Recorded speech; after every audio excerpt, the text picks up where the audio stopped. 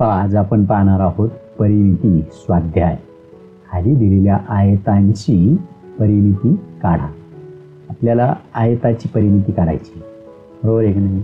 मग आयताला 4 बाजू आहेत पहा, आणि या 4 बाजूंची या ठिकाणी लांबी आपल्याला माहिती पाहिजे. या बाजूची लांबी 4 सेंटीमीटर आहे, म्हणजे त्याच्या समोरची जी बाजू आहे ती सुद्धा 4 सेंटीमीटरच असेल, कारण आयताच्या समोरासमोरील बाजू काय असतात, सारख्याच लांबीच्या असतात. आता ही 3 सेंटीमीटर आहे, म्हणजे ही समोरची बाजू सुद्धा काय असेल, 3 सेंटीमीटर असेल.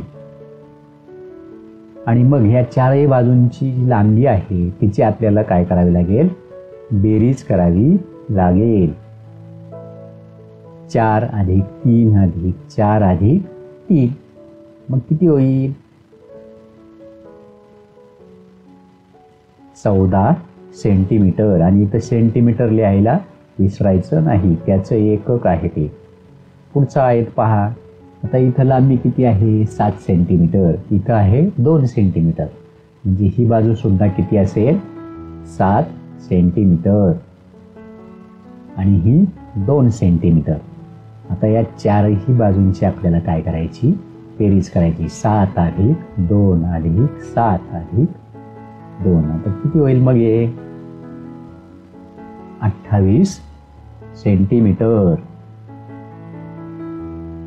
चला पुढे बघा. आता या आयताची बाजू आहे 5 मीटर, म्हणजे ही सुद्धा किती होईल, 5 मीटर होईल. ही आहे 3 मीटर, मग ही सुद्धा होईल 3 मीटर. इथं सेंटीमीटर नाही, आता मीटर आहे. आणि मग आता ह्या 4ही बाजूंची आपल्याला काय करायची, बेरीज. किती होईल ती, 16 मीटर. 16 मीटर इथे येईल, आता सेंटीमीटर नाही येणार. आणि मग आता हे 4थं उदाहरण आहे, ते काय करायचं, तुम्ही सोडवायचं आहे. आता प्रश्न दुसरा पहा. या ठिकाणी खाली दिलेल्या चौरसांची परिमिती काढा. आता आपल्याला चौरसाची परिमिती काढायची. चौरसाच्या 4ही बाजूंची लांबी काय असते, समान असते, सारखी असते. म्हणजे ही बाजू किती आहे, 3, तर ही पण काय असेल, 3, आणि ही सुद्धा काय असेल, 3 सेंटीमीटर असेल. या 3ही बाजूंच्या लांबींची काय करायची आपल्याला, बेरीज.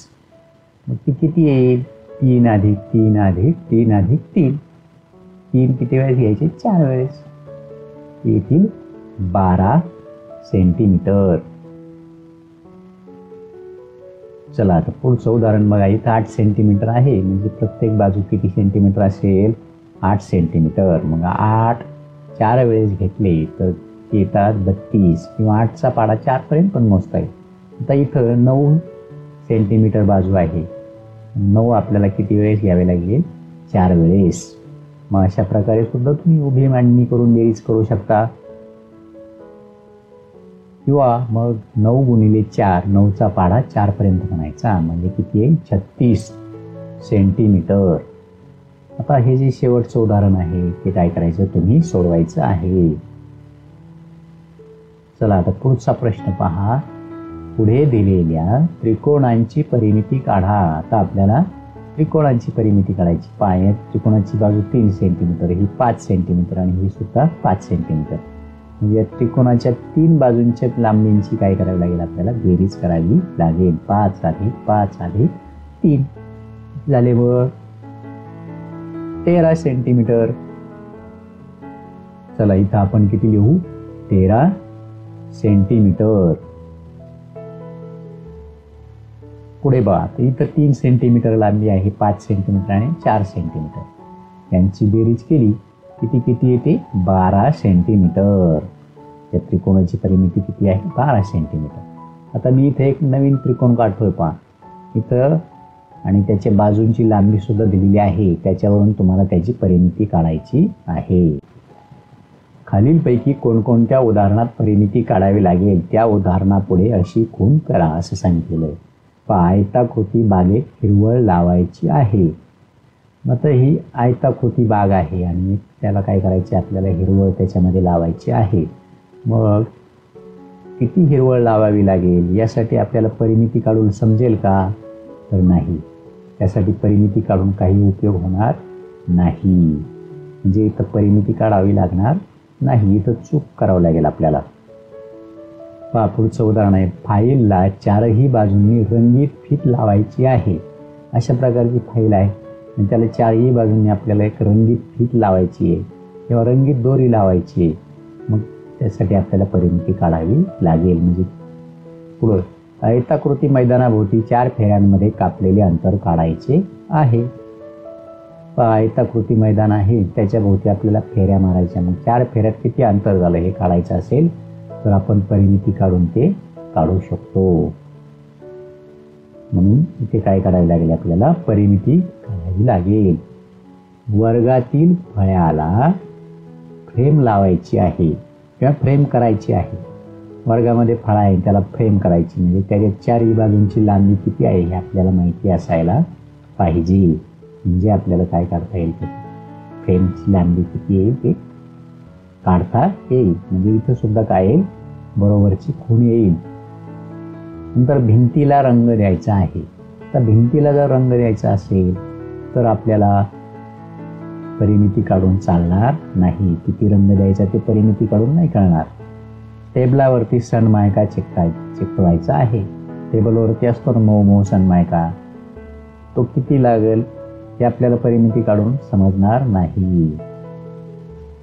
नंतर खोलीमध्ये फरशी बसवायची आहे.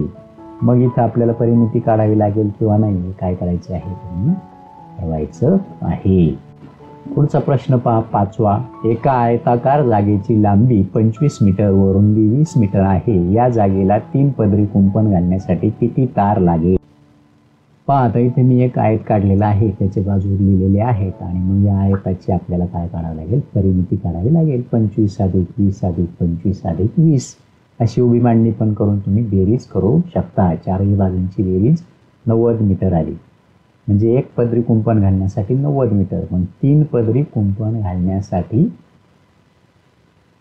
किती, 3 × 90 ठीक नाही, किंवा 90 × 3 असं करून घेऊ आपण. ते किती येतंय, 270 मीटर. कुंपण घालण्यासाठी 270 मीटर तार लागेल. पहा आता हा पुढचा प्रश्न आहे. एका चौरस भूखंडाच्या एका बाजूची लांबी 45 मीटर आहे. त्या भूखंडाला तारेचे 4 पदरी कुंपण घालायचे असल्यास किती तार लागेल? पहा या ठिकाणी मी आकृती काढली, चौरस आकृती, आणि मग चौरसाची परिमिती काढावी लागेल आपल्याला. प्रत्येक बाजू 45 सेंटीमीटर, म्हणून 45 4 वेळेस घ्यायचे आणि बेरीज करायची किंवा 45 × 4 करायचं. मग ते येतं 180 मीटर. आता आपल्याला 4 पदरी कुंपण घालायचं आहे तर 180ला 4ने गुणावं लागेल. मग 180 × 4 आपण इथं करून घेऊ. ते किती येतं, 720. म्हणजेच 720 मीटर लांबीची तार लागेल.